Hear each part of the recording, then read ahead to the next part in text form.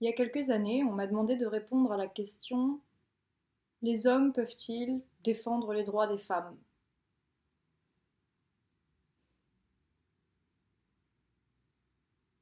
Elle est un peu con cette question, non? Mais bon, j'avais pas trop le choix, je m'étais engagée dans quelque chose, alors j'ai répondu. Et voilà comment j'ai répondu. Bah, si je peux me permettre, je suis un peu de l'avis de tout le monde. Je me suis d'abord amusée à remarquer que la tournure de cette question, les hommes peuvent-ils défendre les droits des femmes, malgré l'emploi judicieux du pluriel, n'est pas, si on est un petit peu pinailleux, cohérente avec les principes de l'écriture inclusive. Bah oui, si on y regarde d'un peu plus près, comment se fait-il que le sujet grammatical de cette phrase soit les hommes et que les femmes ne soient que complément d'objet et objectification? Toujours encore cette satanée objectification. Alors qu'il est évident, bien sûr, que le sujet et le cœur même du sujet, c'est les femmes, quand on est militant. Alors, n'aurait-il pas fallu demander si les femmes veulent que les hommes défendent leurs droits avec elles? Mais bon, tout de suite, cette façon de poser la question atténue sa charge polémique et l'exercice est beaucoup moins amusant. Donc, blague à part, dans cette remarque grammaticale, c'est pas juste un petit trait d'esprit comme ça, parce qu'en fait, on soulève les craintes qui sont insinuées dans la question. Et la première de ces craintes, c'est l'oblitération des femmes par, et une fois n'est pas coutume, les pro-chevaliers en armure, hein, les white knights, les chevaliers blancs, les simps et autres mâles bêta, qui ne manquent pas une occasion de voler au secours de ces pauvres femmes faibles que nous sommes, incapables de défendre nos propres intérêts, et qui, nous, ne ratons pas une occasion de les envoyer se faire foutre. C'est du mansplaining.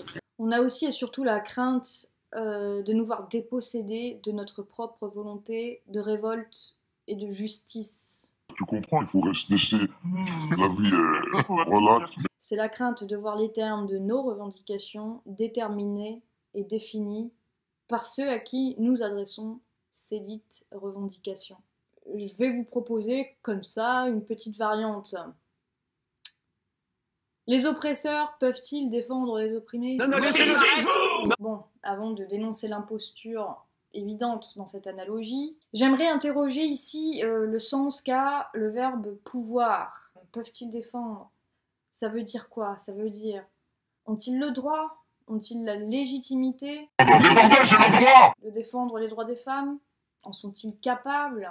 Peuvent-ils être pertinents dans leur démarche? C'est vrai, qu'est-ce qu'un mâle blanc cisgenre hétéro peut, du haut de ses privilèges, comprendre à nos souffrances et à nos réalités? Il ne saurait être un véritable allié puisque nos revendications menacent les privilèges auxquels il est habitué et attaché. Et même s'il était animé par les meilleures intentions du monde, son ignorance de ce que c'est que d'être une femme l'empêcherait d'être pertinent dans sa démarche. Mais alors, puisque ces droits pour lesquels nous nous battons avec ferveur, vivacité, souvent beaucoup de hargne, ont été pensés et instaurés avec mansuétude par ces mâles blancs cisgenres hétéros, pourquoi voudrions-nous, femmes, les défendre? Pourquoi ne pas écrire nous-mêmes notre propre droit et selon nos propres termes?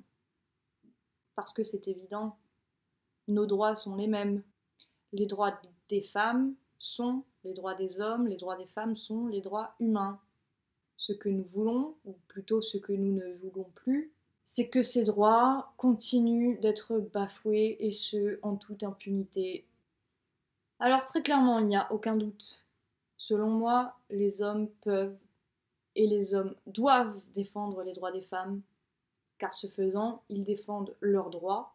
Simple. Et un idéal social.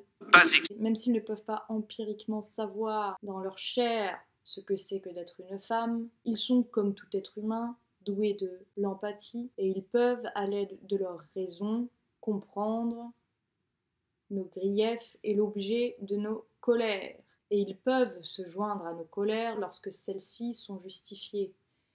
Et j'ajouterais que cela ne nous empêche pas, nous, femmes, de nous joindre aux leurs, lorsque même sont victimes d'injustice, parce qu'ils sont des hommes. Donc je leur dis, hommes, comprenez-nous, hommes, indignez-vous.